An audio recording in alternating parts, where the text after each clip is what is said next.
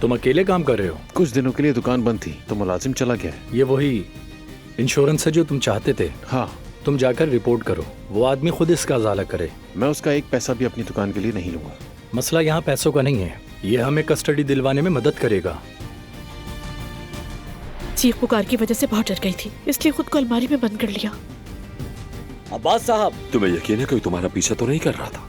ऐसा मुमकिन है क्या? क्या तुमने वही किया जो मैंने कहा था? सब कुछ आपके मुताबिक है। दरअसल अदनान साहब, अब्बास साहब ने अभी आपसे पहले फोन किया था और कहा कि ट्रैकिंग डिवाइस बंद कर दो। लानत है। चाचा, चाचा, चाचा कहाँ हैं आप?